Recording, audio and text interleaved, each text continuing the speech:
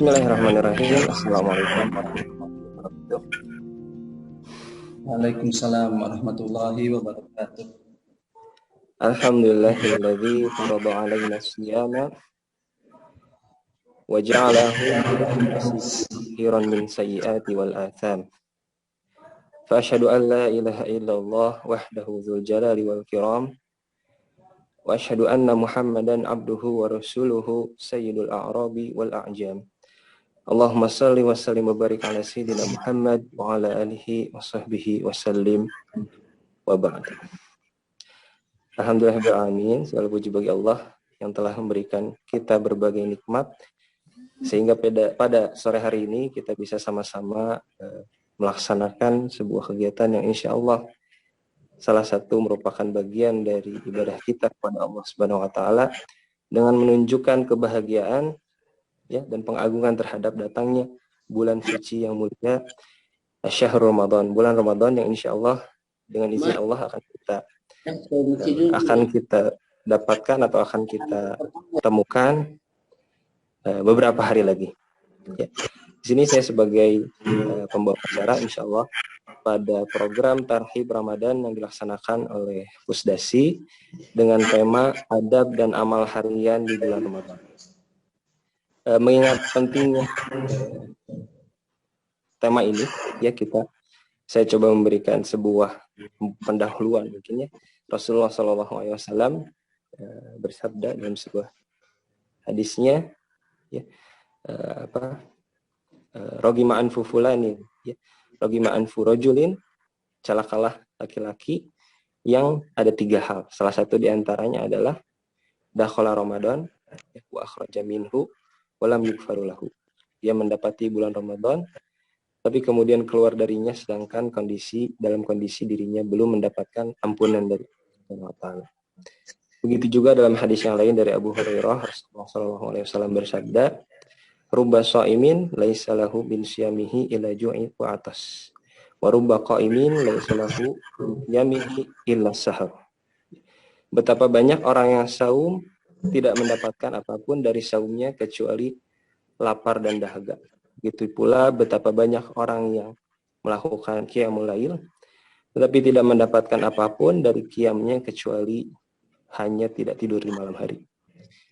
Lalu berarti di sini kita terdapat syarat-syarat ya ataupun rukun-rukun ya, adab-adab yang harus kita amalkan selama di bulan suci Ramadan, baik itu di malam hari ataupun di siang harinya ketika saum, yang harus kita perhatikan dan kita laksanakan agar kita bisa mendapatkan tadi saum kita bisa dan juga kita mendapatkan ampunan dari Allah Subhanahu wa taala. Sebagai pendahuluan ini saya sampaikan selanjutnya. Yang pertama adalah pembacaan ayat suci Al-Qur'an.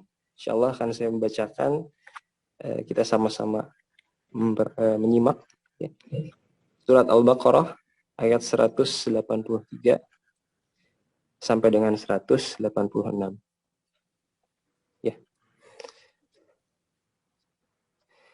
A'udzu billahi minasy syaithanir rajim. Bismillahirrahmanirrahim. يا أيها الذين آمنوا كتب عليكم الصيام كما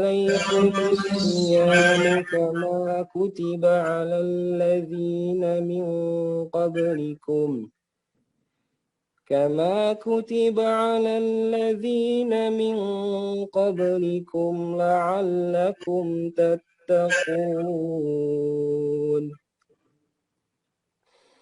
أياما معدودات فمن كان منكم مريضا أو على سفر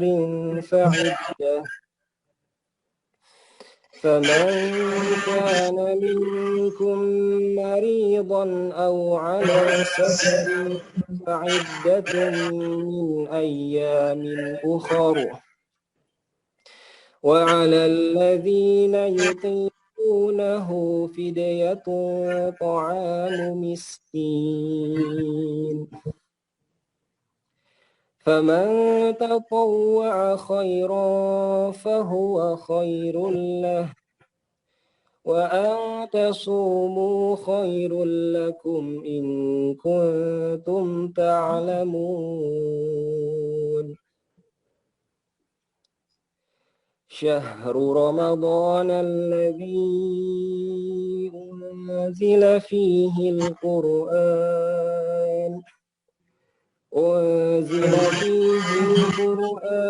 هدى للناس وبينات من الهدى والفرقان فمن شهد منكم الشهر فليصمه ومن كان مريضا أو على سفر فعدة من أيام أخر يريد الله بكم اليسر ولا يريد بكم العسر يريد الله بكم اليسر ولا يريد بكم العسر ولتكملوا العدة ولتكبروا الله على ما هداكم ولعلكم تشكرون وإذا سألك عبادي عني فإني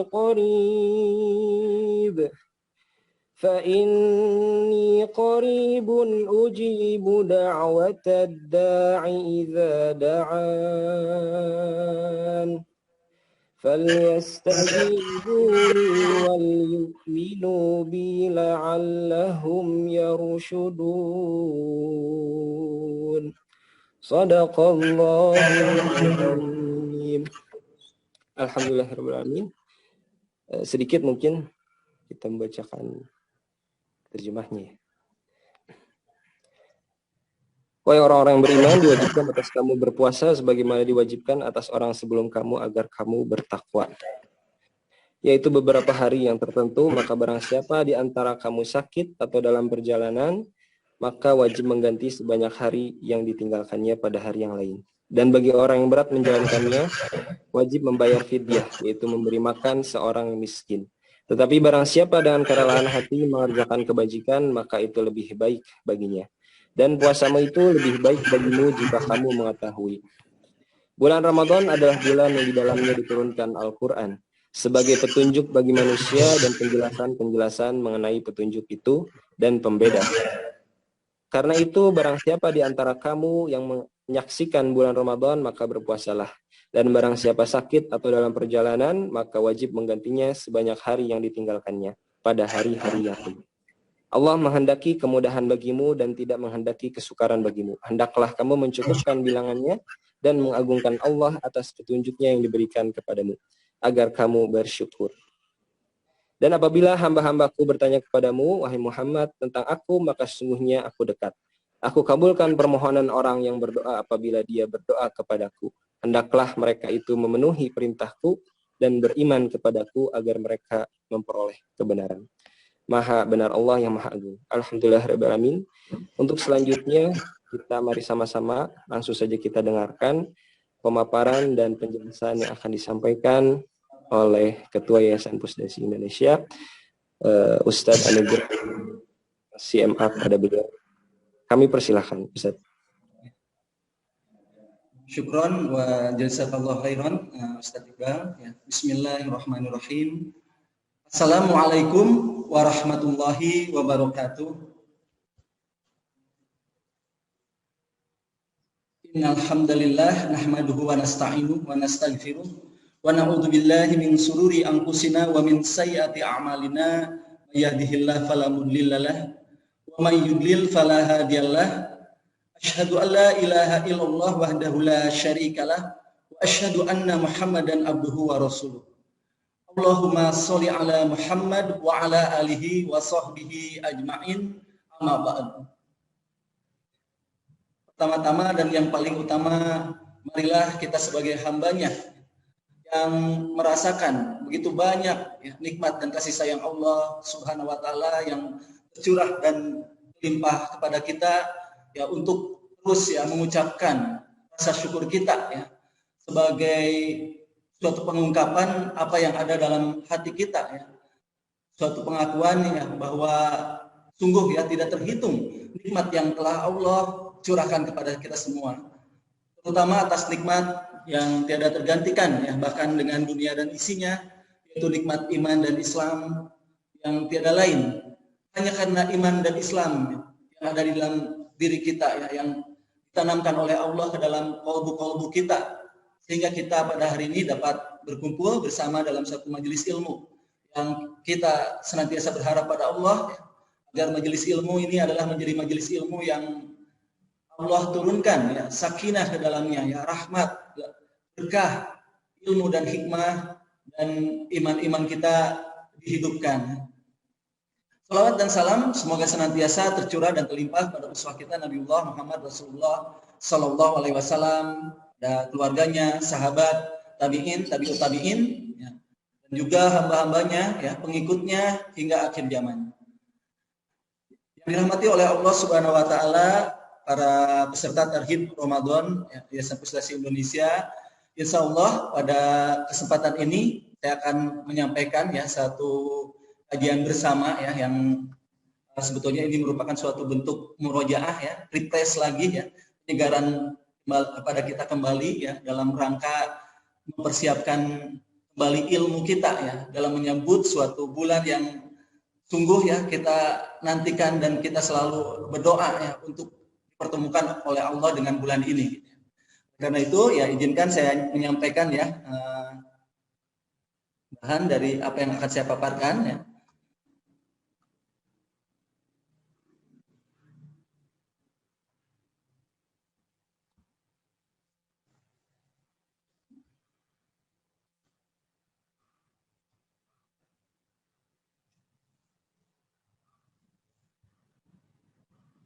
Apakah sudah muncul? Belum Ustaz, mungkin tunggu dulu. Sudah. Nah, ya, kita akan membahas ya berkaitan dengan adab ya dan amalan harian di bulan Ramadan ya. Tadi alhamdulillah ya di muqaddimah ya sudah dijelaskan dengan gamblang, dan kita juga sudah bersama-sama mendengar ya Allah Subhanahu wa taala berfirman di dalam surat Al-Baqarah ya. Ya ayyuhalladzina amanu kutiba alaikumusiyam ya. Maaf. Ya a'udzu billahi minasyaitonir rajim. Ya ayyuhalladzina amanu kutiba alaikumusiyam ya. Nah, tadi kita sama-sama mendengarkan ya, wahai orang-orang yang beriman ya, diwajibkan pada kalian semua ibadah saum ya. Dan seterusnya tadi kita sama-sama menyimaknya ya. Dan yang ingin saya sampaikan di sini, marilah kita betul-betul merasakannya bahwa seruan ini adalah seruan langsung ya kepada kita ya, kepada diri kita semua gitu ya. Jadi ini adalah seruan Allah Subhanahu wa taala dengan seruan yang langsung mencapai kepada kefitrahan kita, kepada hakikat diri kita. Ya ayyuhalladzina amanu gitu. Ini mengingatkan kembali kepada kita semua ya, siapapun kita, dalam keadaan apapun kita saat ini ya, dimanapun kita berada, apapun yang sedang kita lakukan ya, keadaan hati kita, apakah Allah sedang memberikan kesedihan ataukah kelapangan ya, apakah Allah sedang memberikan ujian atau kenikmatan ya, semuanya gitu. Allah seru kembali dengan panggilan fitrah hakikat dari diri kita, ya ayyuhalladzina amanu kutiba alaikumusiyam ya. Ini untuk kembali ya kepada suatu bulan ya, bulan yang diberkahi ya, yang disebutkan di dalam hadis an Abi Hurairah ya, qala Rasulullah sallallahu alaihi wasallam, atakum Ramadan syahrul mubarakun ya. Nah, jadi telah datang pada kalian. Nah, kita harus rasakan bahwa kum di sini ya, kalian itu adalah kita ya. Nah, jadi telah datang pada kita bulan Ramadan ini gitu ya. Bulan yang diberkahi oleh Allah ya. Mubarakun itu adalah setiap amalan yang kecil ya. Walaupun itu amalan yang kecil, oleh Allah dinilai berlipat ganda ya, menjadi amalan yang besar. Karena apa? Karena mubarakun. Karena yang disebut diberkahi itu adalah disebutkannya ziyadatul khair, ya, tambah kebaikannya, ya, berlipat-lipat ganda kebaikannya, gitu ya. Dan Allah di dalamnya faradallahu azza wa jalla alaikumus siyamah, dan Allah mewajibkan di dalamnya ibadah saum, ya. Nah, kita lihat di sini, ya, ini sangat waktu yang betul-betul nih, ya, sangat begitu kondusif, ya. Selain diberkahi, juga tahu fihi abwabus sama, gitu ya. Jadi pintu langit itu dibuka. Nah, alangkah kita membutuhkan uluran tangan Allah, ya. Uluran rahmat kasih sayang Allah, ya. Hati kita agar tertaut, ya, kepada ubudiyah pada Allah membutuhkan pertolongan Allah, membutuhkan kasih sayang Allah. Karena begitu sulit kita rasakan, ya, tautnya hati kita kepada Allah, ingatnya hati kita pada Allah, gitu. Kembalinya ghirah keimanan kita di dalam hati kita. Ya, kita merasakan, ya, bahwa begitu sering, ya, kita jatuh bangun untuk menghidupkan keimanan itu di dalam hati kita. Maka saat Ramadan ini Allah Subhanahu wa taala memberikan rahmat kasih sayangnya, membuka pintu langitnya, ya, sehingga tercurahlah rahmat yang seluas-luasnya, ya. Selain rahmat yang dibuka, ya, oleh karena itu disebutkan ini hadis, selain dikatakan ini hadisnya maknanya adalah hakiki, ya, makna sebenarnya juga ada ulama menyebutkan maknanya adalah majaz, ya. Maksudnya apa? Maksudnya taufik dari Allah tercurah sehingga mudahlah setiap diri hamba Allah untuk melakukan kebaikan-kebaikan yang mungkin di luar Ramadan sangat sulit ia lakukan. Tapi dengan taufik Allah yang terbuka lebar, maka seorang hamba menjadi dengan mudahnya melakukan kebaikan-kebaikan. Nah, dan selain itu, wa tughlaqu fihi abwabul jahim, ya. Neraka jahim itu ditutup. Wa tughalu fihi marodat syayatin, dan pemimpin-pemimpin syaitan itu, ya, dibelenggu, ya. Nah, lalu disebutkan lillahi fihi lailatun khairum min alfi syahr, dan di dalamnya, ya, ada malam yang lebih baik dari 1000 bulan, ya. Nah, ini man hurima, ya, khairuha, ya. Nah, jadi barang siapa yang ya, diharamkan, ya, kebaikannya, maka faqad hurima, sungguh ia telah diharamkan kebaikan itu baginya, gitu ya. Nah, oleh karena itu, ya, kita sangat berharap, ya, mudah-mudahan Allah Subhanahu wa taala, ya, betul-betul, ya, dapat menyampaikan kepada kita semua, ya, bulan Ramadan ini. Nah, rahimakumullah sekalian, ya, maka kita harus betul-betul terpanggil, ya. Jangan sampai kita lalai, ya. Karena ini persiapan ini adalah salah satu bagian, ya, yang menjadi kunci, ya. Mudah-mudahan Allah Subhanahu wa taala, ya, telah, ya, memberikan kepada kita persiapan itu, gitu ya. Nah, karena memang disebutkan kata Imam Abu Bakar Al-Zuri rahimahullah, katanya, ya, ada satu hal yang harus dihindari, katanya, ya, yaitu apa? At-tahawanu bil amri idza hadara waqtuhu, ya. Jadi kewajiban telah datang, ya, tapi kita belum siap untuk menjalankannya, gitu. Nah, ini ketidaksiapan ini bentuk at-tahawun. Nah, jangan sampai ada sifat at-tahawun ini, ya, yang tadi disebutkan oleh Ustaz Iqbal, ya, Ragib Anfun, gitu ya, sungguh celaka, sampai 3 kali, gitu ya, orang yang memasuki Ramadan tapi tidak mendapatkan maghfirah, ampunan dari Allah Subhanahu wa taala. Nah, karena itu, ya, mari kita betul-betul bersegera, ya, untuk mempersiapkan diri, ya. Nah, jangan sampai, ya, tadi kita termasuk orang yang lupa, ya, untuk mempersiapkan secara sungguh-sungguh dalam menghadapi ibadah Ramadan ini. Nah, mengapa ini menjadi begitu penting?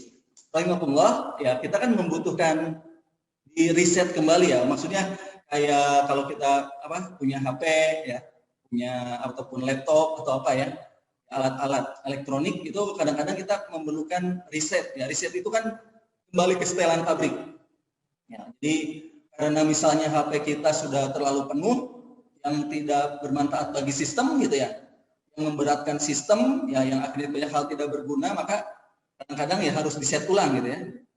Nah, di setelan pabrik lagi, ya. Nah, sebetulnya kita pun demikian, ya, sebagai manusia kita senantiasa memerlukan di riset, ya. Riset itu, ya, di set ulang, ya, dihidupkan kembali dan di setel kembali untuk kembali masuk kepada jalan fitrahnya. Nah, kembali kepada iradah Allah dalam penciptaan kita gitu. Hakikat seorang hamba ya dalam pengabdiannya, dalam ibadahnya kepada Allah Subhanahu wa taala. Nah, sama umat manusia juga ya. Apa kita tadi sudah sama-sama dengar ya di surat Al-Baqarah ayat 185, Syahrul Ramadan alladzi unzila fihil Qur'an hudal linnasi wa bayyinatin minal huda wal furqan. Nah, jadi manusia pun kalau kita lihat ya, di zaman jahiliyah ya, kala dalam zaman fatrah kerasulan ya, setelah Nabi Isa alaihissalam tidak diutus kembali ya, Nabi ya, saat itu ada zaman fatrah kerasulan ya, lalu diutuslah Nabi Muhammad Rasulullah SAW sebagai khataman nabiyyin. Dan di saat itu manusia kehidupannya diriset kan ya. Kalau manusia sudah betul-betul menyimpang jauh ya, dari wahyu Allah, dari bimbingan langit, maka Al-Quran pun diturunkan di Syahrul Ramadan ini. Gitu. Nah, manusia diriset ya, arah hidup, sejarah kehidupan manusia juga diriset itu di saat bulan Ramadan gitu ya. Oleh karena itu marilah kita betul-betul mempersiapkan diri ya untuk men-set ulang ya, untuk terus kembali mengingat kepada hakikat diri kita gitu ya. Nah, oleh karena itu perencanaannya harus baik ya. Karena kalau salah melakukan rencana ya, kata istilah bahasa Inggrisnya failing to plan is planning to fail gitu ya. Kalau kita gagal membuat rencana, nah itu sama saja dengan membuat rencana untuk gagal gitu.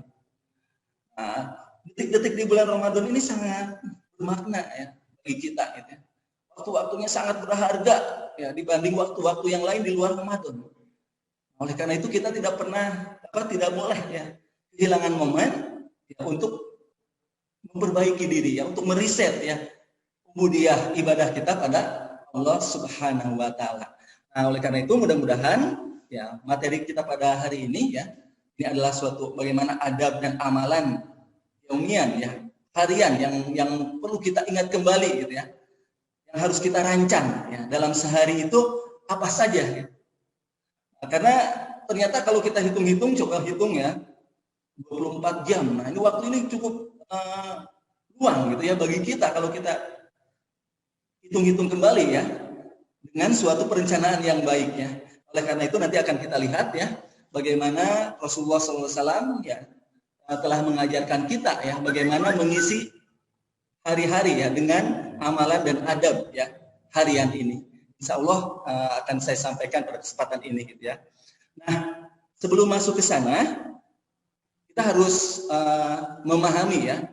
Nah, jadi nanti bahwa ibadah itu tidaklah hanya ibadah yang sifatnya ritual ya.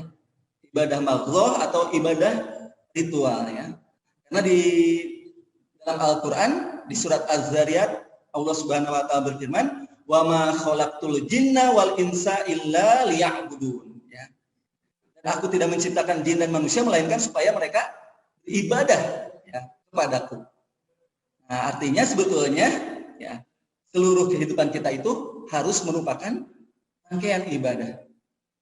Maka tiada lain 24 jam kita itu adalah harus suatu bagian dari ibadah. Termasuk tidur, ya, makan di dalamnya, ya, minum, dan hal-hal lainnya. Ya. Nah, itu semuanya harus dalam rangka ibadah. Oleh karena itu, ya, dengan kita memahami adab dan amal yaumian, ya, kita akan mencoba memasukkan setiap aktivitas kita ini semuanya pada rel ibadah pada Allah Subhanahu wa taala gitu ya. Nah, jadi ibadah ini sekali lagi tadi berarti adalah seluruh kehidupan kita gitu ya. Nah, jadi sangat salah besar kalau kita misalnya merancang di bulan Ramadan amalan-amalan yang sifatnya amalan ritual saja gitu. Nah, dengan tadi membaca Al-Qur'annya, tadarusnya, tarawihnya ya. Dan kita tadi melaksanakan menunaikan sholat wajibnya ya, sholat rawatibnya. Tapi kita lupa juga ya untuk merancang ya program-program kita termasuk pekerjaan kita, ya proyek kita atau perencanaan yang lainnya. Oleh karena itu, mari kita masukkan dulu frame-nya ya, bahwa di sini bukan berarti ya, tak kalah kita merancang suatu amalan yaumian ya atau amalan harian itu kita tidak boleh melupakan gitu ya. Ya, jadi tetap kita harus mengingat bahwa amalan-amalan selain tadi ibadah-ibadah ritual kita pun kita harus rancang agar semuanya menjadi suatu kesatuan dalam rangka ubudiyah kita pada Allah Subhanahu wa taala.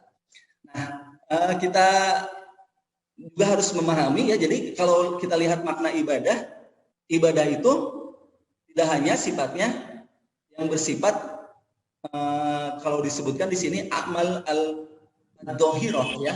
Jadi bukan hanya amalan perbuatan yang nampak gitu ya. Nah, ibadah juga itu ada al-amal al-batinahnya ya. Ada amalan batinnya. Nah, jadi kita akan lihat bahwa seluruh kehidupan kita ya selain ibadah-ibadah yang sifatnya zahir, tapi ada juga amalan-amalan batinnya. Bagaimana iman, ihsan, tawakal, ya roja, ya berharap pada Allah, taubat, ya khauf, ya mahabbah. Nah, ini pun harus dihidupkan di dalam hati kita, gitu ya. Nah, itu pertama ya. Jadi prinsipnya supaya kita memahami nanti sebelum masuk kita sedikit lebih detail, ya kita memahami bahwa ibadah itu ya ada juga selain tadi ibadah yang bersifat ibadah ritual dan juga ibadah di luar itu ya. Jadi itu semuanya ibadah. Dan yang kedua bahwa ibadah itu bukan hanya bersifat zahir tapi juga batin, gitu ya. Nah, yang ketiga, prinsip yang ketiga yang harus kita pahami dalam amalan-amalan ibadah, kalau kita lihat di hadis riwayat Bukhari yang cukup panjang ya. Nah, di sini saya sampaikan secara singkat ya. Jadi ibadah itu ada ibadah yang sifatnya ya, adalah wajib gitu ya. Sehingga di hadis ini disebutkan hambaku senantiasa mendekatkan diri padaku gitu ya. Dengan amalan-amalan yang mendekatkan diri padaku dengan amalan wajib yang kucintai gitu ya. Nah, sehingga hambaku senantiasa mendekatkan diri padaku dengan amalan-amalan sunnah sehingga aku mencintainya. Nah, kita harus pahami jadi ada amalan yang sifatnya iftirodot ya, suatu kewajiban-kewajiban dari Allah Subhanahu wa taala. Ada amalan-amalan yang sifatnya nafilatan atau nawafil jamaknya gitu ya, sebagai suatu tambahan. Nah, ini juga yang harus kita lihat dengan baik ya, rancang dengan baik dalam kita menjalankan amalan yaumiyah ini. Nah, kesimpulannya berarti kan hayatuna kulluha ibadatun ya. Dari bangun sampai tidur ya, ini harus menjadi suatu rancangan ya. Dan itulah seorang muslim ya, bahwa kehidupannya itu selalu terencana ya, selalu terprogram gitu dengan baik gitu.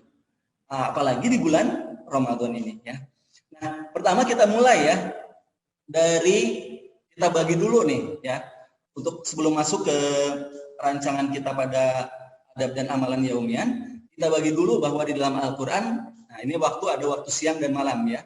Wa min ayatihi manamukum bil-laili wan-nahari wabtigha'ukum min fadlihi inna fi dzalika laayatil liqaumin yasma'un gitu ya.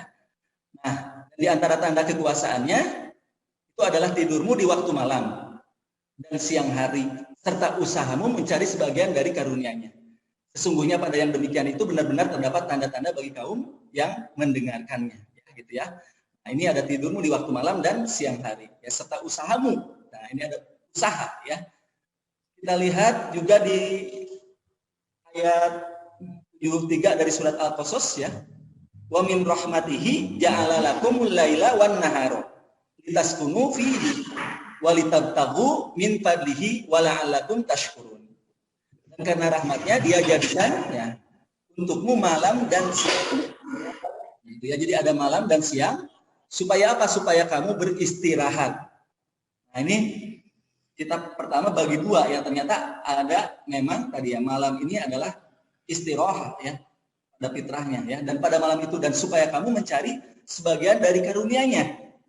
Nah, pada siang hari itu digunakan untuk tabtagu min fadlihi gitu ya, supaya kamu bersyukur gitu ya. Nah, kalau kita lihat nanti ya pembagiannya begini nih, tadi ada malam, ada siang ya. Nah, nanti di malam kita akan bagi menjadi sepertiga malam pertama ya, sepertiga malam kedua, sepertiga malam terakhir. Nah, Nah, ini perlu kita betul-betul pahami ya. Karena ini dalam waktu itu ada fadilah-fadilah ya, keutamaan-keutamaan. Nah, nanti di malam itu tadi ya sepertiga malam kedua, pertama, kedua, dan sepertiga malam terakhir. Nah, nanti di siang juga kan kalau kita bagi ada pagi, ada siang, ada sore gitu ya. Nah, dari sini akan kita coba uraikan ya, amalan apa saja dan adab apa saja yang harus kita persiapkan ya, dan kita amalkan. Dan sekali lagi, apa yang disampaikan ini adalah suatu yang diajarkan oleh Rasulullah SAW ya. Jadi bukan berarti juga materi dalam hal ini ya, ini telah menunaikannya ya. So ini menyampaikan ini adalah mentausiahi sendiri gitu ya, untuk mengingatkan juga kepada kita semua untuk berusaha, berupaya dengan apa yang ideal ya, yang telah dicontohkan oleh Rasulullah SAW dalam mengisi waktunya ya dalam satu hari ya. Nah, kita lihat ya. Nah, kita mulai dari sepertiga malam terakhir ya. Dan nanti mungkin saya tidak akan uraikan semuanya ya, karena waktu kita juga terbatas ya. Karena kita mudah-mudahan ya ada sesi tanya jawab ya, diskusi nanti saya akan sampaikan ini mungkin 40 menitan ya, nanti sampai jam 5 ya. Setelahnya kita akan mencoba dengan diskusi gitu ya. Nah, rahimakumullah, yang istimewa ya di sepertiga malam, nah ini di hadis disebutkan ya. Ini insya Allah sudah sering kita dengar ya. Yang zilu rabbuna tabaraka wa ta'ala kulla lailatin ila sama'id dunya ina yabqa thulusul lail gitu ya. Al-akhir gitu ya. Nah, ini sulusul laili al-akhir ya. Nah, jadi Rabb kita turun ke langit dunia pada setiap malam. Ya, yaitu ketika sepertiga malam terakhir. Allah berfirman kan ya di sini, fayaqulu man yad'uni astajib lahu wa man yas'aluni fa'utiyahu wa man yastaghfiruni aghfir lahu ya. Nah, ini dengan jumlah syartiyah ya. Allah memastikan ya, barang siapa yang berdoa kepadaku di saat itu niscaya ya pasti aku kabulkan ya. Dan barang siapa yang meminta kepadaku niscaya aku penuhi, Allah ya. Dan barang siapa yang memohon ampun kepadaku niscaya aku ampuni gitu ya. Ini sudah janji Allah gitu ya. Dan sepertiga malam ini gitu ya, ampunan Allah ya, bahwa di dalamnya ada pengabulan doa ya. Nah, karena itu sepertiga malam itu harus menjadi suatu yang istimewa bagi kita semua ya. Sepertiga malam itu jangan sampai menjadi suatu hal yang biasa-biasa saja atau kita lalaikan gitu ya. Kita lupa ya untuk menghidupkan sepertiga malam ini. Nah, kita harus coba betul-betul gali ya, dan tadi ya, qiyamul. Nah, ini qiyamul laili yaitu menghidupkan malam ya. Jadi menghidupkan malam itu para ulama mengatakan bukan berarti seluruh malam ya. Nah, bukan berarti seluruh malam. Nanti akan kita bahas apa itu qiyamul laili, apa itu sholatul lail ya, apa itu tarawih, apa itu tahajud ya. Nah, kita lihat ini, jadi sepertiga malam ini keistimewaannya ya. Ini keistimewaannya. Nah, sekarang kita lihat bagaimana sih ya cara melihat apa yang dimaksud dengan sepertiga malam ya. Nah, kalau kita lihat cara menghitungnya, sepertiga malam itu dihitung dari waktu malam yang akan tentu berbeda-beda ya. Waktu malam itu dihitung ya dengan cara ya waktu malam itu dari mulai ya maghrib ya, terbenamnya matahari sampai terbitnya fajar gitu ya, subuh gitu ya. Jadi dihitung berapa jam nih ya. Mungkin misalnya kalau misalnya nih ya maghribnya jam 6 ya, maghribnya jam 6. Terus nah, misalnya maghribnya jam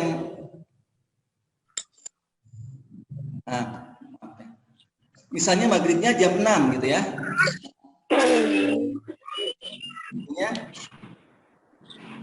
Ustadz boleh ini Ustadz Iqbal bisa ini mute kalau ada yang ini sudah di ini ya co-hostnya.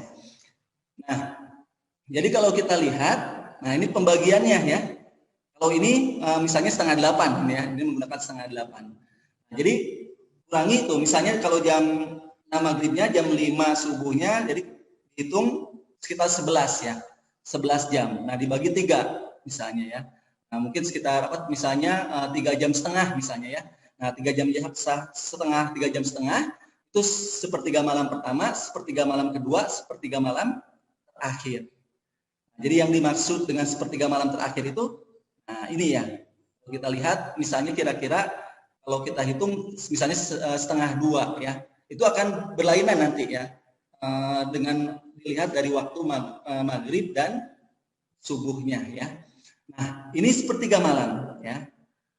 Nah ini yang akan coba kita gali ya, amalan apa ya, dan adab apa yang harus kita lakukan dalam sepertiga malam terakhir ini ya. Nah, yang pertama tentu saja bangun ya, mulai dari bangun ya, rahimakumullah.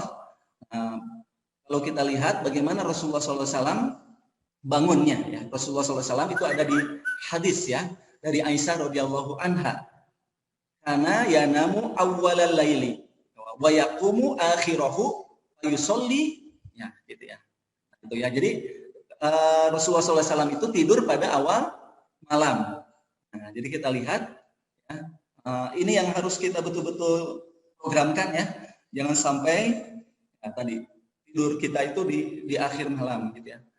Ya kecuali ada hal lain ya yang membuat kita tidak bisa ya untuk menunaikan tadi tidur di awal malam gini ya.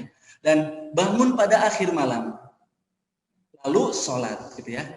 Kita lihat bagaimana Rasulullah SAW ya nanti bahwa bangunnya pada akhir malam ya. Nah, terus diriwayatkan dari Abi Barzah, beliau berkata, Rasulullah SAW membenci tidur sebelum sholat isya dan ngobrol setelahnya, gitu ya. Nah, ini yang perlu kita betul-betul perhatikan ya tentang bagaimana bangun ya.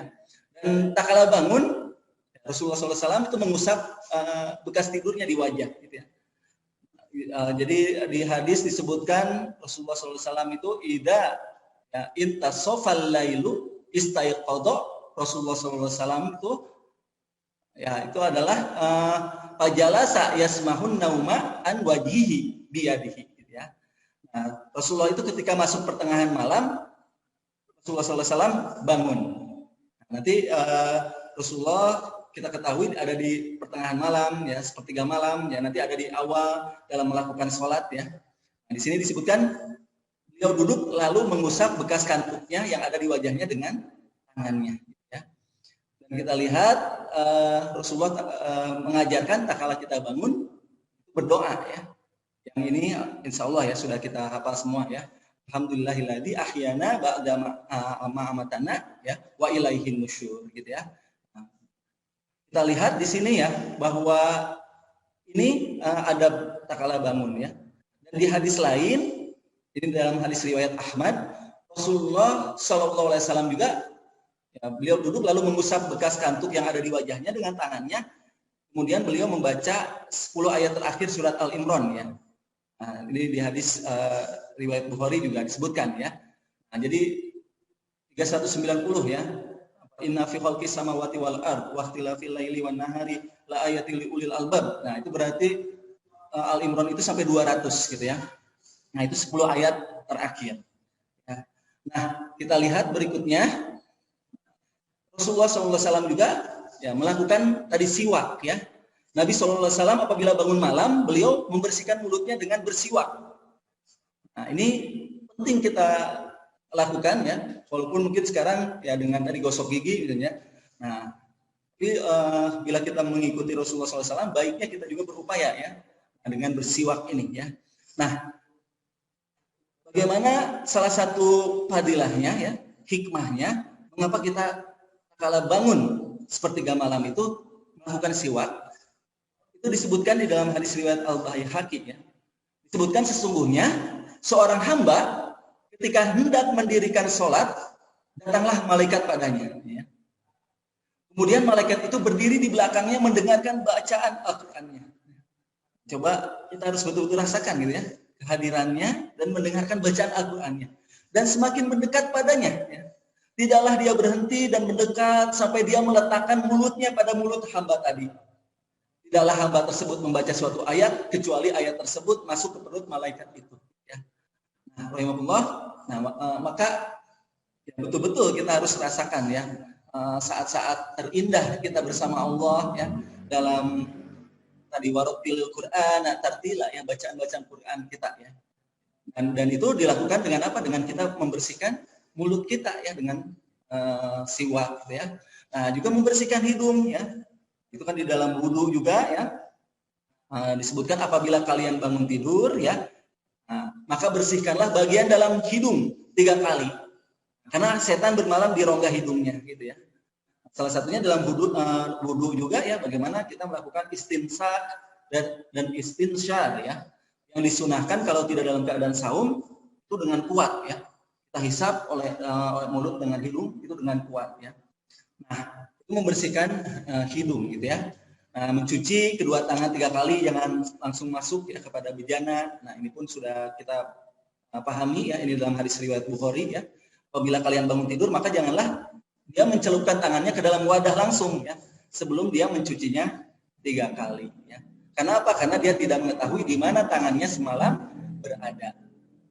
Nah, ya kita harus memahami juga ya. Nah, ini jadi bagaimana nanti dalam bangun ini ya. Nah, ini ada hal yang penting yang harus kita sadari ya. Jadi bahwa setan membuat 3 ikatan di tengkuk leher bagian belakang salah seorang dari kalian ketika tidur. Nah, di setiap ikatan setan akan mengatakan malam masih panjang gitu ya, tidurlah gitu ya. Nah, jika ia bangun lalu berzikir pada Allah, lepaslah 1 ikatan. Kemudian jika dia berwudu, lepas lagi 1 ikatan. Kemudian jika dia mengerjakan sholat, lepaslah ikatan terakhir. Pagi hari dia akan bersemangat dan bergembira. Ini menjadi kunci ya. Bangun sepertiga malam ini menjadi kunci waktu kita gitu ya, dalam waktu-waktu hari itu gitu ya. Dan jika tidak melakukan seperti ini, dia tidak ceria dan menjadi malas gitu. Nah, maka bangun ini menjadi salah satu kunci ya dalam kita menghidupkan malam kita gitu ya. Nah, karena salah satunya ya selain tadi ya bagaimana diikat, juga setan itu melakukan tadi ya upaya ya mencegah diri kita dari bangun itu dengan mengencingi ya. Di hadis yang muttafaq alaih hadisnya, laki-laki itu telah dikencingi oleh setan pada kedua telinganya gitu ya. Ini kenapa? Takala ini dari Ibnu Mas'ud ya. Di hadapan Nabi Shallallahu alaihi wasallam disebutkan tentang seorang laki-laki yang tidur semalaman sampai datang pagi gitu ya. Nah, kita lihat berikutnya ya. Nah, apa saja ibadah-ibadah nafilah yang dilakukan di sepertiga malam ya. Nah, di sepertiga malam, nah nanti kita lihat, nah ini dalam kondisi di luar Ramadan ya. Nah, sebetulnya ya ini ada sholat malam, qiyamul lail ya. Disebutnya qiyamul lail. Sholatul lail, qiyamul lail. Nah, ini qiyamul lail ini menghidupkan malam. Ya, menegakkan malam kan qiyam ya. Nah, yang disebutkan qiyamul lail itu tidak harus ya, para ulama mengatakan seluruh malam. Tapi sebagian dari malamnya itu termasuk qiyamul lail. Dan tidak hanya sholat, dengan sholat qiyamul lail itu. Bisa dengan zikir, ya, dengan tadarus, ya, dengan tilawah Quran, ya, dengan juga mengkaji ilmu-ilmu, gitu ya. Itu ada juga qiyamul lail, ya, menghidupkan malam. Gitu. Kita ketahui ya bagaimana para ulama juga mengisi sepertiga malam itu dengan tadi salah satunya adalah belajar gitu ya, mengkaji ya ilmu gitu ya. Nah, ini qiyamul lail. Nah, ada sholatnya, sholatul lail. Nah, ada juga tahajud ya. Nah, tahajud ini wa minal laili fatahajjat bihi nafilatal lak ya. Nah, dan pada sebagian malam hari sholat tahajudlah. Nah, kalau tahajud, nah ini ulama mengatakan ini dilakukan ya setelah tidur gitu ya. Jadi sholat malam yang dilakukan setelah tidur gitu ya. Nah, itu yang disebut dengan sholatul lail ya, sholat yang dilakukan di malam hari.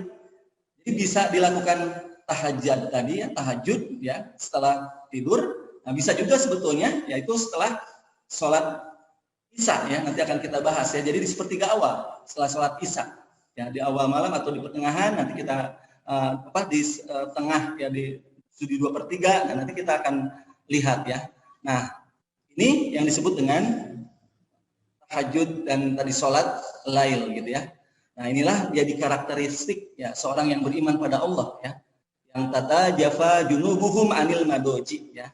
Lambung mereka itu jauh dari tempat tidurnya gitu ya. Nah, rahimakumullah sekalian, kita lihat ya. Jadi apa kalau misalnya tarawih? Nah, ini tarawih atau juga kita lihat dengan yang disebut dengan qiyamul Ramadan ya. Qiyamul Ramadan ini diambil dari hadis riwayat Bukhari ya. Dari Abi Hurairah, anna Rasulullah sallallahu alaihi wasallam qala man qama Ramadana. Nah, di sini ada qama Ramadana ya. Qama masdarnya qiyam. Jadi qiyamul Ramadan ya. Menegakkan malam-malam tadi di bulan Ramadan ya. Imanan wahtisaban ghufira lahu ma taqaddama min dambi ya. Nah, barang siapa menegakkan Ramadan karena iman dan mengharap pahala, maka diampuni dosa-dosanya yang telah lalu.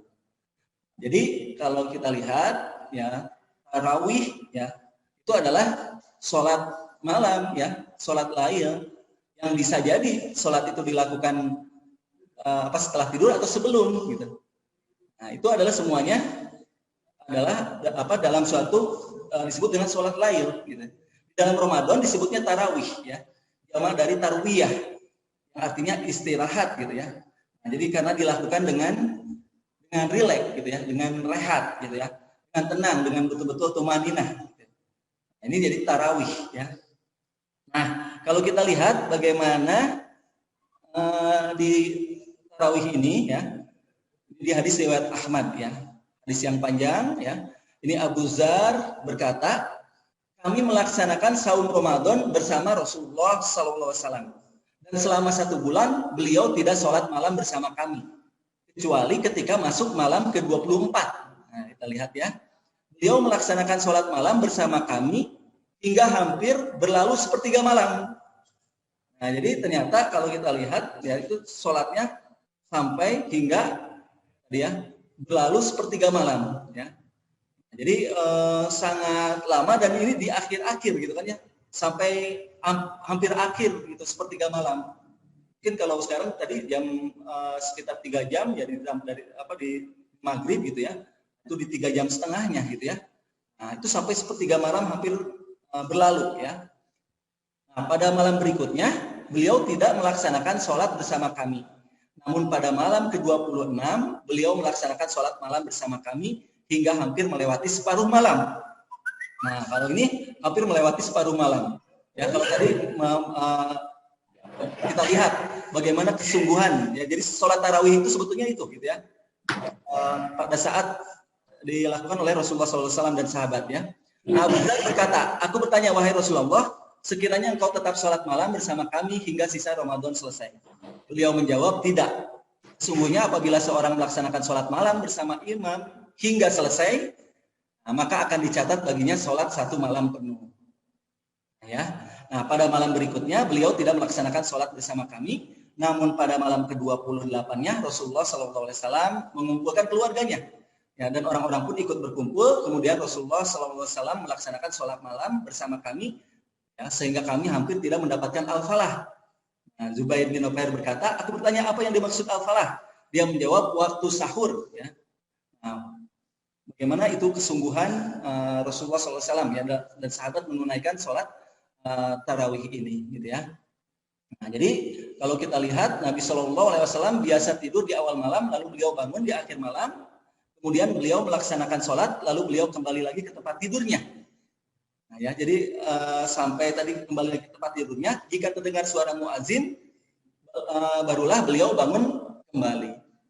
Jadi 3 waktu tidur Rasulullah ya. Jadi berarti di sepertiga malam tengah ya, sekitar 4 jam kan ya, atau 3 jam setengah gitu ya.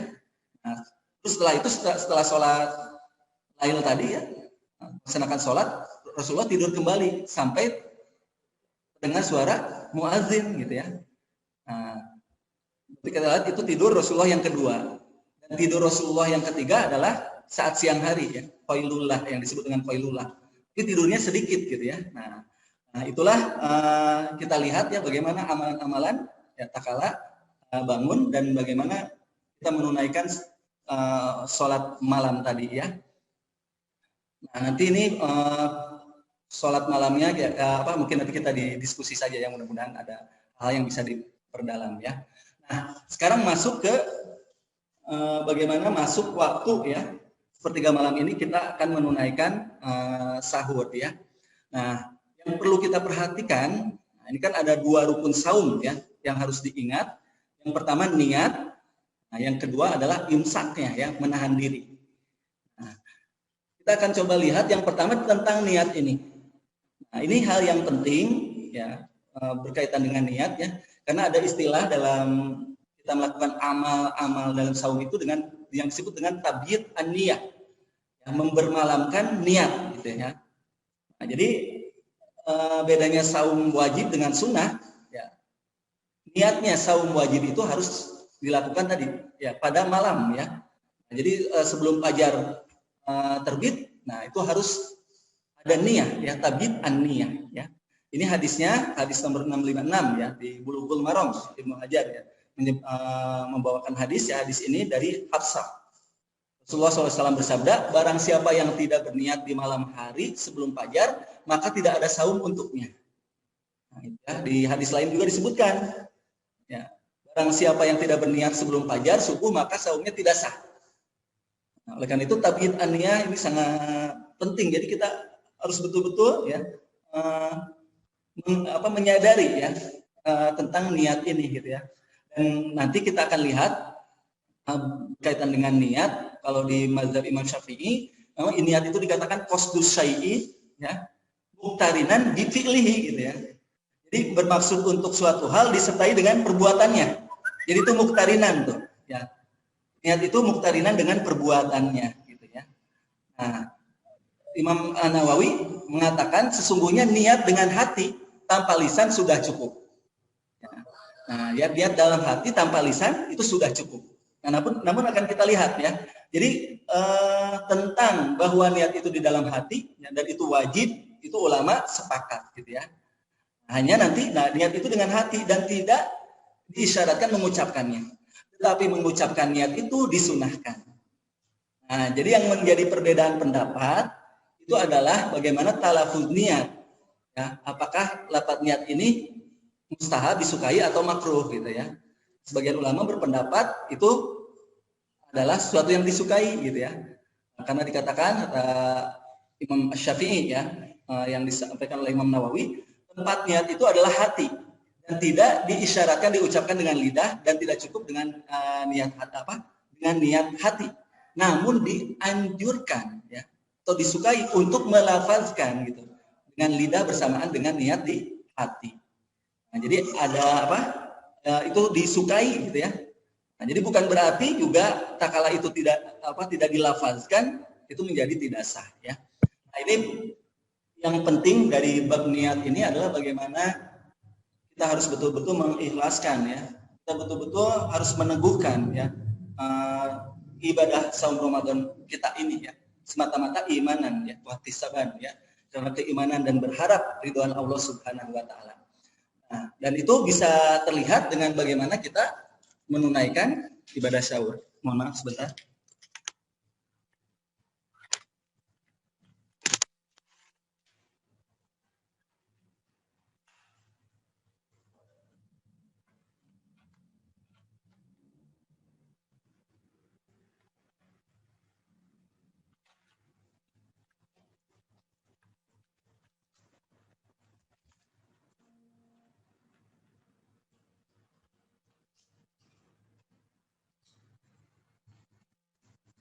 Nah, mohon maaf. Itu berkaitan dengan tabyid dunia ya. Nah, rahimakumullah, kita lanjutkan bagaimana dengan adab sahur ya. Nah, adab sahur kita lihat di dalam hadis riwayat Ahmad ini ya. Telah menceritakan kepada kami Ismail dari Hisam ya. Ad-Dustuwai ya berkata telah menceritakan kepada kami Yahya bin Abu Katsir ya. Dan seterusnya Rasulullah SAW bersabda, makan sahur itu berkah. Maka janganlah kalian tinggalkan meskipun salah seorang dari kalian hanya minum seteguk air. Nah, karena sesungguhnya Allah Azza wa Jalla dan para malaikatnya bersolawat kepada orang-orang yang makan sahur gitu ya. Dan adab sahur juga ya. Disebutkan kami pernah makan sahur bersama Nabi Shallallahu Alaihi Wasallam. Kemudian kami pun berdiri untuk menunaikan sholat. Nah, kemudian Anas bertanya pada Zaid, berapa lama jarak antara azan subuh dan sahur? Sahur kalian? Zaid menjawab sekitar membaca 50 ayat, gitu ya.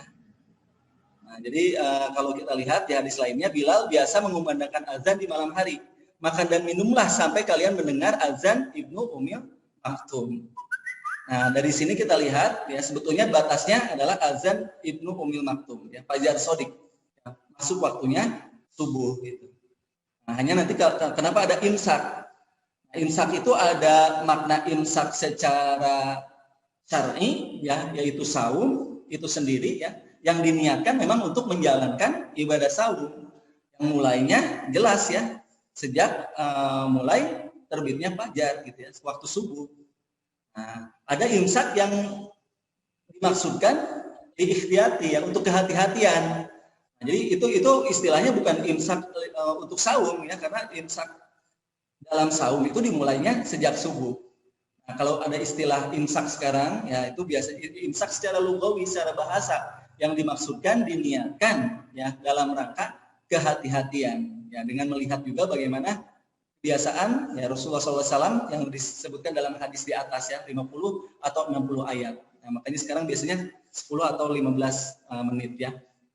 Nah, itu tentang sahur ya, dan di dalamnya ada adab-adab ya, bagaimana dalam melakukan makan dan minum ya.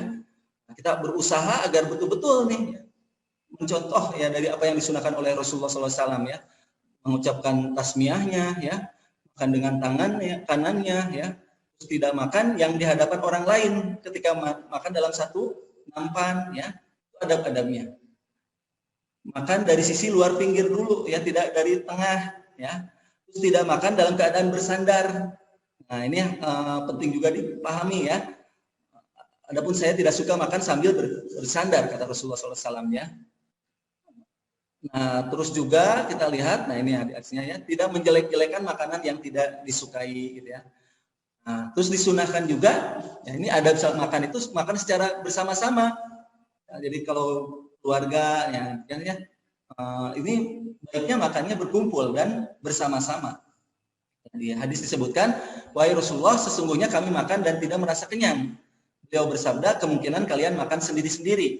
Mereka menjawab, ya. Beliau bersabda, hendaklah kalian makan secara bersama-sama dan sebutlah nama Allah, maka kalian akan diberi berkah padanya, gitu ya. Nah, itu tentang bagaimana adab dalam menjalankan makan ya. Tidak membiarkan suapan makanan yang terjatuh. Nah, ini pun perlu dijaga ya. Menjilat tangan sebelum mencuci atau mengusapnya ya. Nah, janganlah dia sapu tangannya dengan serbet sebelum dia jilati jarinya. Ya, karena dia tidak tahu makanan mana yang membawa berkah gitu ya. Nah, kita lihat juga doa ya, jangan lupa sudah makan ya. Nah, juga kalau Rasulullah SAW mengajarkan juga adalah mendoakan ya, kepada yang menyajikan makanan ya. Ini sering lupa juga ya, kita menunaikan ini ya untuk mendoakan ya. Nah, jadi doakan Allahumma at'im man at'amani wa asqi man asqani gitu ya. Terus juga mencuci tangan untuk membersihkan sisa makanan setelahnya ya. Nah, untuk minum ya juga dianjurkan ya bernapas di luar wadah sebanyak 3 kali ya. Rasulullah SAW bernapas 3 kali ketika minum ya. Nah, juga membaca hamdalah setelah minum. Itu adalah adab-adab tatkala melakukan sahur dengan makan dan minum. Nah, yang terakhir ya, mungkin ini kita bahas sampai sini saja ya. Jadi tentang bagaimana salah satu yang harus dilakukan amalan, tadi kan ada amalan wajib dan nafilah. Jangan sampai kita salah meletakkan auliyat ya, prioritas dalam melakukan amalan-amalan sehingga kita lupa untuk menunaikan sesuatu yang padahal itu wajib gitu ya. Maka betul-betul perbaiki nih ya sholat kita ya, ibadah wajib kita dalam sholat ini, karena sholat ini yang pertama kali dihisab ya. Karena itu betul-betul kita perbaiki baik adab batin, adab zahirnya ya, kaifiatnya ya, agar betul-betul sesuai dengan yang dicontohkan oleh Rasulullah SAW. Dan kalau kita lihat Nah, ini ya, jadi sholat subuh itu ini berjamaah ya. Sebutkan hadis riwayat Bukhari dan Muslim. Nah, ini ada ikhtilaf ulama dalam menghukumi sholat wajib secara berjamaah. Tapi hadis ini menjadi suatu hal yang perlu kita perhatikan ya. Di hadis riwayat Bukhari, demi zat yang jiwaku berada di tangannya, ingin kiranya aku memerintahkan orang-orang untuk mengumpulkan kayu bakar.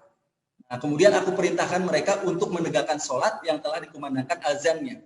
Nah, lalu aku memerintahkan salah seorang untuk menjadi imam, lalu aku menuju orang-orang yang tidak mengikuti sholat jamaah. Kemudian aku bakar rumah-rumah mereka. Ya. Ini sehingga menguatkan ya pendapat yang mengatakan wajib ya.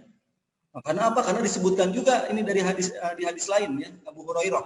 Seorang laki-laki buta datang kepada Rasulullah dan berkata, wahai Rasulullah, saya tidak memiliki penunjuk jalan yang dapat mendampingi saya untuk mendatangi masjid. Maka ia meminta keringanan kepada Rasulullah untuk tidak sholat berjamaah dan agar diperbolehkan sholat di rumahnya. Kemudian Rasulullah memberikan keringanan kepadanya. Ya.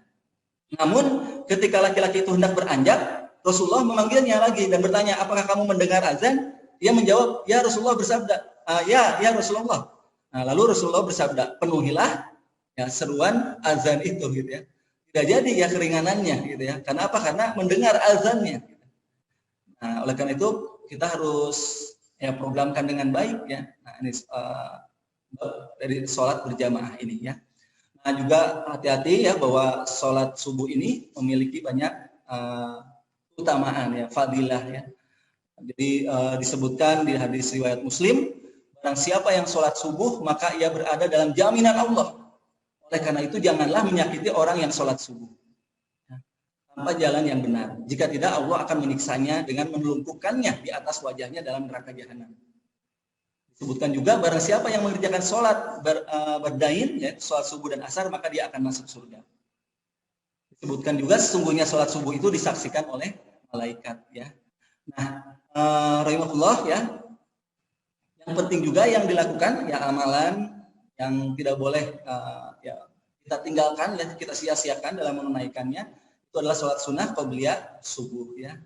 Nah, disebutkan di dalam hadis riwayat Muslim ya, Nabi SAW tidaklah menjaga sholat sunnah yang lebih daripada menjaga sholat sunnah 2 rakaat sebelum subuh ya. Karena disebutkan rakaat al-fajri khairum minad dunya wa ma fiha gitu ya. Nah, 2 rakaat fajar sholat sunnah qabliyah subuh itu lebih baik daripada dunia dan seisinya gitu ya. Nah, oleh karena itu salah satu yang dilakukan itu ada kodonya gitu ya, sholat sunnah qabliyah subuh ini gitu ya. Nah, walaupun nanti ada ikhtilafnya kodonya kapan gitu. Nah, ada yang mengatakan kodonya itu adalah setelah sholat subuh langsung kodok gitu. Ada mengatakan setelah terbit matahari. Itu dua-duanya sahih ya, bisa dilaksanakan gitu. Nah, amalan apa yang bisa dilakukan ba'da subuh? Nah, ini yang terakhir sebagai pemaparan saya ya, ini disebutkan di hadis Nabi SAW, apabila telah melakukan sholat subuh, beliau duduk bersila di tempat duduknya sampai terbitnya matahari yang putih indah sinarnya. Nah, ya.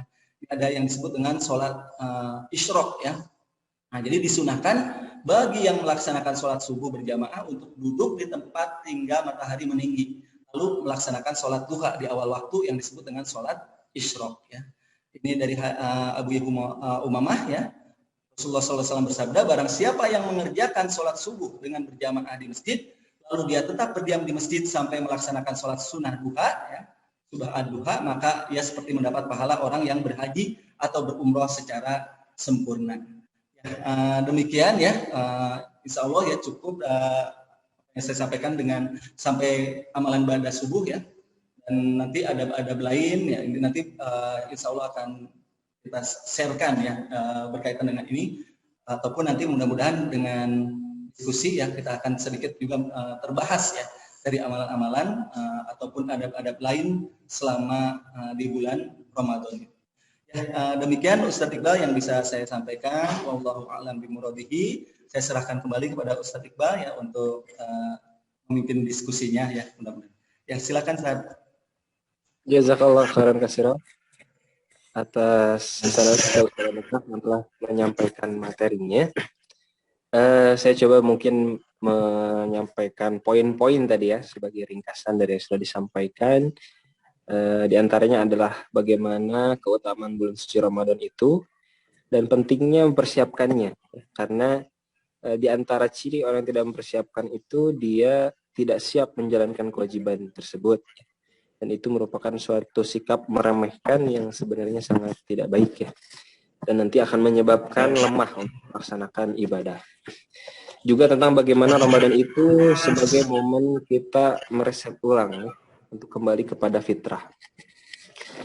Juga diantaranya banyak sekali sebagaimana berdasarkan firman Allah dalam surat Az-Zariyat, bagaimana kewajiban kita sebagai manusia untuk beribadah, maka dipaparkan oleh Ustaz bagaimana kita menyusun dan memprogramkan amalan harian kita. Dari mulai membagi waktu malam menjadi 3 dan siangnya menjadi 3. Kemudian beliau memaparkan mulai dari awal malam sampai dengan tadi waktu subuh. Ya. Beliau juga menjelaskan bagaimana pembagian awal malam, tengah malam, dan akhir malam, dan bagaimana Rasulullah itu menyukai tidur di awal malam. Dan waktu tidur Rasulullah itu terkadang bangun di tengah, kemudian juga terkadang bangun di akhir, ya, kurang lebih seperti itu. Juga beliau menjelaskan tentang qiyamul lail, perbedaannya dengan tahajud dan tarawih, tentang rukun saum juga, ya, tentang niat, juga tentang sahur, dan terakhir adab makan dan adab sholat sampai dengan amalan setelah sholat subuh. Nah, itu mungkin sebagai rangkuman dari materi tadi ya. Sangat banyak, alhamdulillah, jazakallahu khairan atas ilmunya.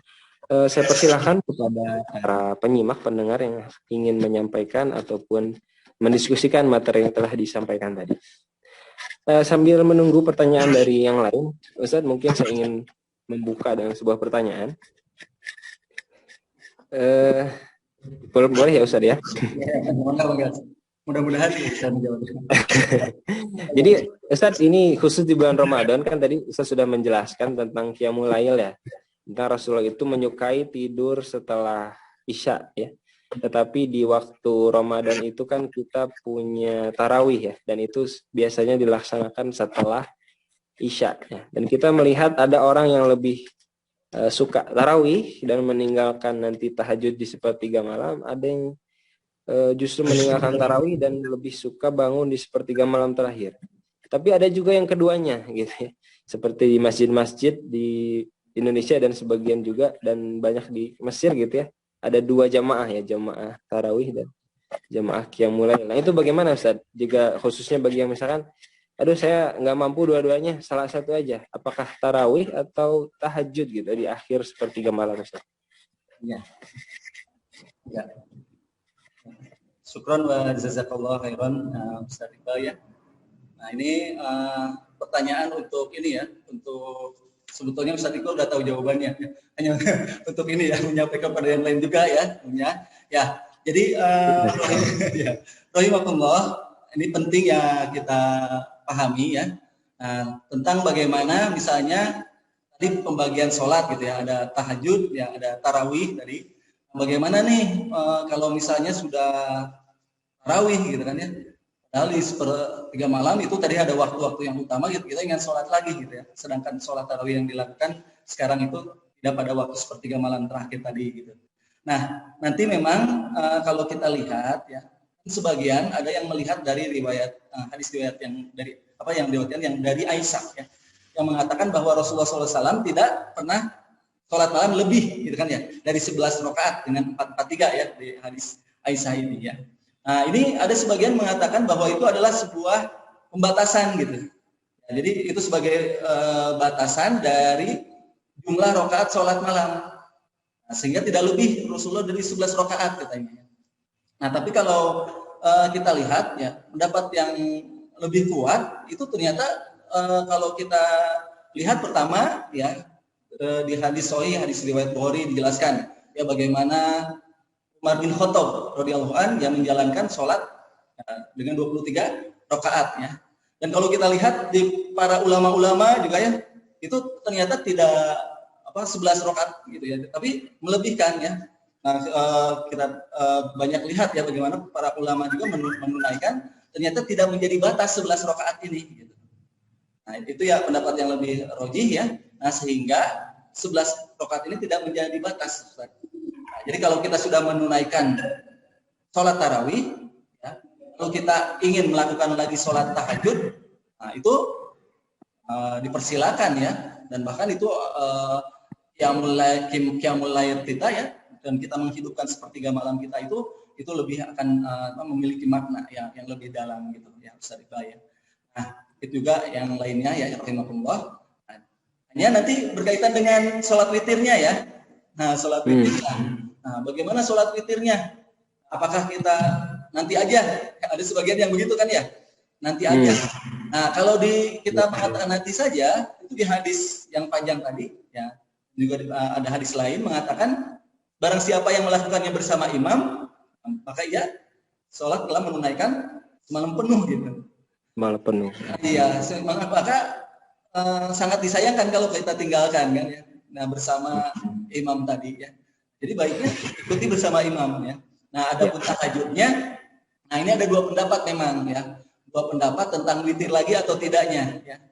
Nah, saya memilih yang sebetulnya yang tidak perlu witir lagi gitu ya. Walaupun ada ulama ya yang mengatakan bahwa ya witir kembali. Karena ada dua hadis berkaitan dengan witir ini ya. Yang pertama hadis yang mengatakan tidak ada dua witir kan ya. Di dalam sholat ada dua witir. Nah, sedangkan di hadis lain dikatakan jadikanlah witir itu adalah akhir dari sholat malammu gitu. Nah, sehingga dari situ ada ulama yang berpendapat witir itu hanya ada satu gitu. Maka sholat tahajudnya tidak perlu lagi menggunakan witir gitu. Nah, ada yang berpendapat menggabungkan hadis tadi, oh tidak gitu. Itu khas satu itu kalau ia tidak bangun kembali gitu ya.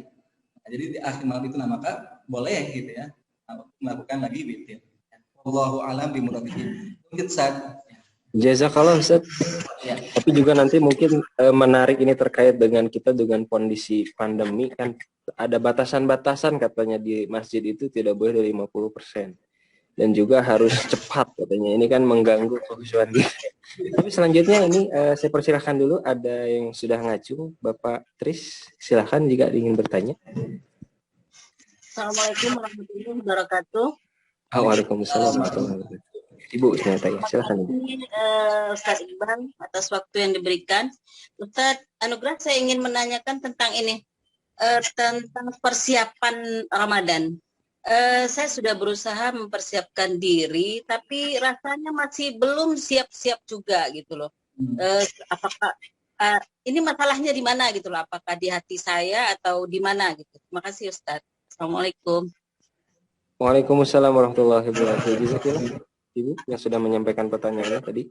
Silakan Ustaz untuk langsung menjawab. Ya. Nah, dengan Ibu bertanya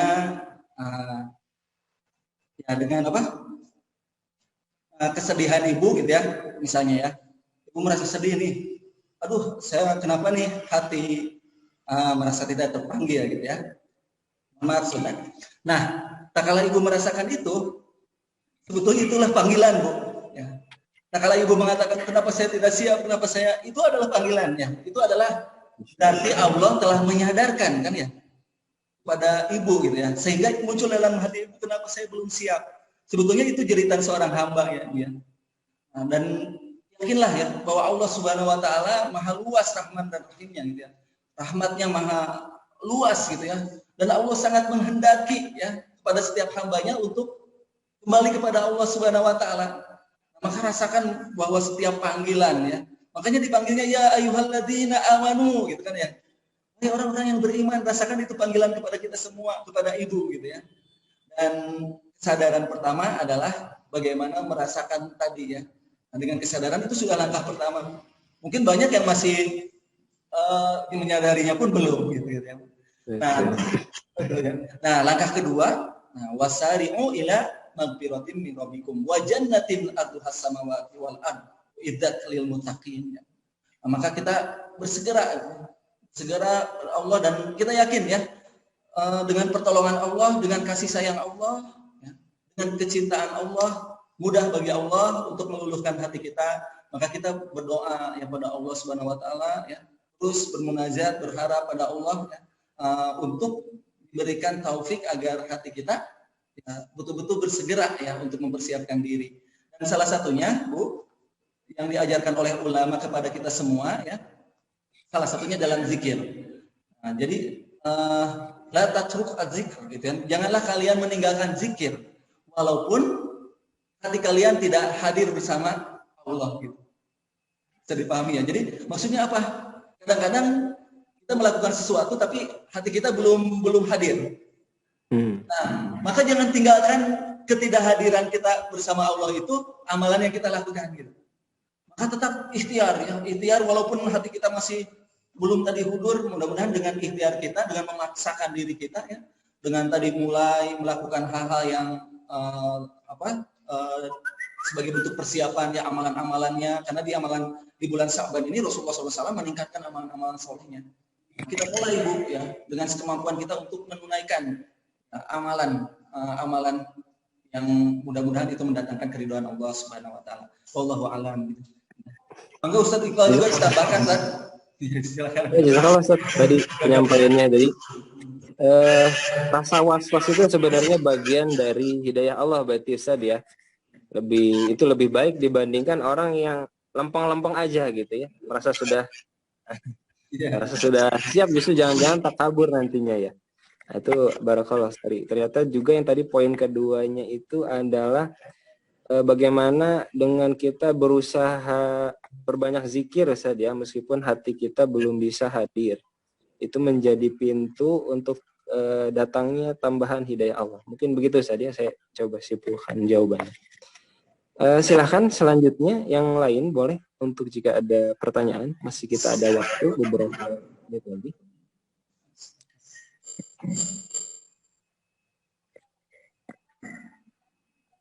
Ya, Ustaz, sambil menunggu mungkin tadi ada beberapa yang bisa disampaikan tentang amalan di siang harinya, Ustaz. Karena tadi baru sampai subuh ya, Ustaz ya. Secara singkat mungkin Ustaz, apa yang penting untuk diperhatikan? Iya, ya betul sekali ya, Ustaz Iqbal ya, tentang bagaimana saya masuk ke adab yang penting saja ya. Adab yang harus dilakukan di siang hari ya. Nah, ini ada hal yang penting ya, rahimakumullah sekalian. Ada sebetulnya amalan-amalan atau adab yang tanpa sengaja, nah, itu dapat menjadikan saum itu sia-sia ya. Tadi Ustaz Iqbal sudah sampaikan ya, jangan sampai rubah so'imin ya, aduha min siamihi ilal ju' wa'al atos. Banyak orang yang saum tapi dari saumnya itu ya hanya mendapatkan lapar dan dahaganya saja. Nah, oleh karena itu ada adab-adab yang perlu kita jaga ya dalam menunaikan ibadah saum ini ya. Selain tadi kita harus ingat ya bahwa amalan ibadah itu ada amalan batinnya, ada amalan zohirnya. Nah, amalan batinnya tadi kita sudah bahas ya, bagaimana seseorang itu harus menjaga tadi ya sabarnya ya, sabarannya ya, juga menghidupkan mahabbah, kecintaannya pada Allah Subhanahu Wa Taala, menumbuhkan imannya di dalam hatinya. Nah, ini amalan-amalan yang sifatnya adalah batinnya ya. Jadi harus mulai betul-betul menunaikan itu ya, rasa sabar dalam kehidupan. Karena saum itu kan tujuannya la'alakum tatakun kan ya. La'alakum tatakun, dan ciri karakter dari seorang mutakun dari surat Al-Imran ya disebutkan adalah yang qadiminal ghaid. Ya. Nah, jadi orang yang bisa menahan amarahnya. Ya, qadiminal ghaid gitu ya, dan sabar itu adalah salah satu ciri ya dari seorang yang mutakun gitu ya. Dan rahimahullah, nah ini saum ini harus menjadi, kan takwa itu junnah, perisai ya. Nah, perisai. Sekarang semuanya sedang melakukan imunisasi ya. Nah, imunisasi itu kan sebetulnya perisai ya, untuk agar meningkatkan imun, daya tahan tubuh dari virus gitu ya. Nah, sama ya, sebetulnya seorang mutakun itu punya junnah. Ya. Nah, dia sedang membangun junnah. Junnah itu perisai dalam dirinya. Ada wiqayah, kan makanya takwa itu wiqayah. Nah, seorang melakukan saum maka ia akan terjaga dari berbagai hal ya. Dan yang paling penting yang bisa merusak saum ya, kalau kita lihat di dalam ayat Al-Qur'an dan hadis yang bisa menjadi saum itu sia-sia, yang harus kita hindari, satu yaitu su'udzon ya, dan juga ghibah. Nah, hati-hati ya, jangan sampai su'udzon dan ghibah itu mengotori saum kita ya. Juga melakukan suatu perbuatan keji ya, mencaci maki ya, atau makan harta orang yang lain, menzolimi orang yang lain ya. menzoliminya bisa banyak hal. Karena di dalam hadis disebutkan kan nanti orang yang dizolimi itu akan mengambil kan ya kebaikan-kebaikan yang telah kita lakukan, dan salah satunya ibadah saum gitu ya. Nah itu juga perlu hindari ya. Terus juga perkataan-perkataan azur, ya, perkataan-perkataan yang dusta ya, kebohongan-kebohongan walaupun itu misalnya bercanda dan lain-lainnya. Nah itu juga bisa menyebabkan saum kita itu sia-sia gitu ya. Dan terakhir yang perlu dihindari juga yaitu berkata rofas ya. Rofas itu berkata kotor ya, sesuatu yang kalau kita bahasakan bersifat pornografi gitu ya, yang hal-hal yang seperti tadi ya. Nah, rofas, berkelahi ya. Nah, itu suatu hal yang bisa menyebabkan berkurangnya ya dari pahala ataupun makna saum yang akan kita dapatkan ya dari ibadah saum Ramadan kita gitu ya. Ya mungkin itu ya Ustaz Iqbal yang bisa saya tambahkan ya. Bisa kalau Ustaz. Ini satu penanya lagi ya. Dari Bapak Irfan. Silakan, saya berikan waktu. Mungkin menyebutkan nama ya. Takutnya berbeda dengan. Assalamualaikum warahmatullahi wabarakatuh Ustaz. Waalaikumsalam warahmatullahi wabarakatuh. Saya dengan Irfan Widarda. Ya. Bertanya. Enggak. Tadi disebutkan terkait dengan barang siapa yang sholat malam bersama imam ya sampai selesai itu dikategorikan seperti sholat semalam penuh. Pertanyaannya, saya tadi kurang begitu fokus ya. Itu dalam kadar seperti apa gitu Ustadz? Jadi kan sekarang tuh banyak nih di masyarakat itu orang setelah sholat ikut taraweh gitu ya, dia witirnya itu di rumah karena mungkin ingin mengambil keutamaan witir di rumah, tidak ikut dengan imam. Kalau tadi saya lihat dari hadis tadi apakah pengertiannya itu mengikuti sholat bersama imam sampai selesai itu berarti kan pengertiannya sampai witir ya Ustadz ya? Nah, apakah berarti keutamaannya di mana? Apakah emang keutamaan yang mengakhirkan witir atau emang kita menyelesaikan sholat tarawih bersama imam? Terus yang kedua, kalau misalkan kita kan selama ini kalau tarawih itu biasanya jam 8-9 kan sudah beres Ustaz. Kadang ingin menghabiskan lagi malam dengan ibadah. Apakah lebih utama dengan sholat malam lagi atau lebih utama dengan baca Quran Ustaz? Kan tadi kalau nggak salah ada hadisnya juga disebutkan Rasulullah itu kalau sholat malam itu tidak hampir 11 ya di 11 rakaat gitu ya. Mungkin kalau 11-nya Rasulullah kan emang panjang-panjang gitu ya. Tapi apakah setelah kita ikut sholat tarawih bersama imam di masjid, pada saat kita bangun malam itu utamanya baca Quran atau sholat malam lagi Ustaz? Iya, kalau cukup jelas dari pertanyaannya. Silakan Ustaz bisa langsung dijawab. Alhamdulillah, ini teman SMA nih, Ustaz juga ini, Ustaz Irfan ya. Alhamdulillah, pertanyaannya luar biasa ya tentang bagaimana witir ya. Nanti memang witir yang utama ini ada kaitan dengan sepertiga malam ya, dengan waktu gitu ya. Nah, dengan waktu. Sedangkan tarawih yang dilaksanakan saat ini kan itu berbeda ya dengan zaman Rasulullah SAW. Nah, waktunya pun berbeda gitu kan ya. Kalau kita lihat tadi dari hadis yang panjang yang disampaikan juga ya dari hadis riwayat Ahmad. Nah, itu Rasulullah sholatnya tadi ya sampai setengah malam ya. Sampai tengah malam larut ya itu masih melakukan sholat. Nah, jadi kalau kita lihat betul ya bahwa nanti tarawih witir yang di akhir dan tadi mendapatkan sepertiga malam itu juga ada suatu keutamaan. Nah, itu ada suatu keutamaan. Nah, kita akan melihat dua sisi ya. Pertama namanya ada fikul hukmi, fikih hukum gitu ya. Ya. Nah, ada fikul waqi, ya, fikul dakwah, ada fikul realitas, ada juga fikul dakwah. Nah, yang menyebabkan ini harus kita perlihatkan secara menyeluruh. Termasuk tadi Ustadz Iqbal menyampaikan tentang masa pandemi ini, gitu kan? Itu namanya fikul waqi, realitas-realitas yang ada. Ya. Juga tentang dakwah. Mengapa ulama akhirnya banyak melihat juga ya tadi pelaksanaan tarawih yang akhirnya ya, berjamaah di masjid dengan waktu yang tadi ya. Ini kan ada satu pertimbangan dakwahnya, ya, kemaslahatan dakwahnya. Nah ini mungkin nanti akan bisa menjadi berbeda-beda ya. Setiap orang akan mengambil itu dengan tadi ya keadaan-keadaannya.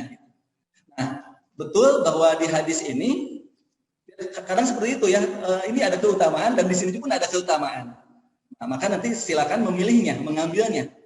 Kala ternyata tarawih, nah kualitas tarawih misalnya ya, yang ada di dekat masjid kita, dan itu pun harus dipilih kan misalnya.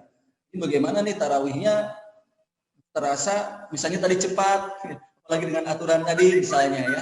Nah ini ada pertimbangan-pertimbangan. Nah tapi misalnya kalau, apalagi Kang Irfan misalnya ya, sebagai DKM, ya misalnya sebagai takmir masjid, di masjid, ini harus punya pertimbangan lain gitu.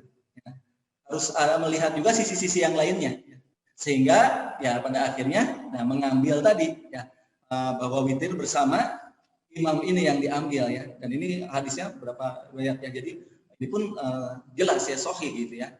Nah jadi ambillah pertimbangan-pertimbangan yang banyak ya berkaitan dengan ini, dan itu akan tadi ya banyak faktor yang akhirnya membuat seseorang akan menentukan dengan jalannya gitu ya.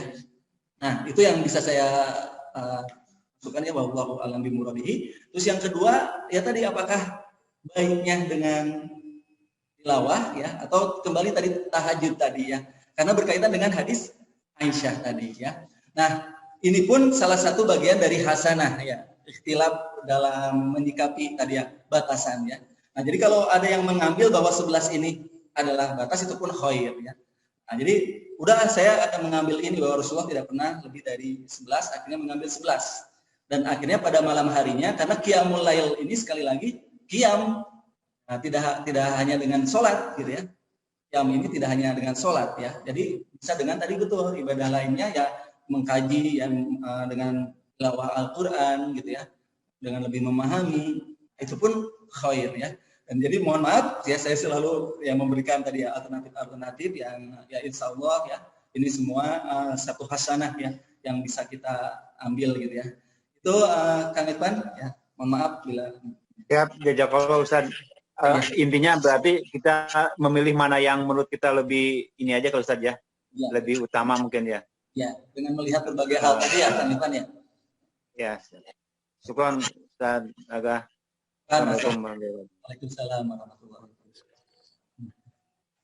Jazakallah Ustaz Anugrah yang telah men-share ilmunya, dan kepada semua hadirin yang telah menyimak sama-sama. Mungkin masih banyak yang ingin kita diskusikan, tetapi karena waktu sudah menunjukkan pukul 17.30 ya, sepertinya sampai di sini saja pertemuan kita pada hari ini. Insya Allah di hari-hari berikutnya akan tetap ada jadwal kajian yang diisi oleh berbagai ustadz-ustadz yang kompeten ya, insya Allah di bidangnya selama Ramadan. Jadi mungkin akan ada marilah sama-sama kita akhiri pertemuan kita pada sore hari ini ya, dengan sama-sama kita mohon ampun kepada Allah Subhanahu wa taala dan memuji Allah Subhanahu wa taala melalui doa kifaratul majlis. Subhanaka Allahumma wa bihamdika asyhadu an la ilaha illa anta astaghfiruka wa atubu ilaik. Allahumma barik lana fi sya'bana wa ballighna Ramadan. Aku qouli hadza wa astaghfirullah li wa lakum. Jazakumullah khairan katsiran, khairul jazaa. Wassalamualaikum warahmatullahi wabarakatuh. Jazakallahu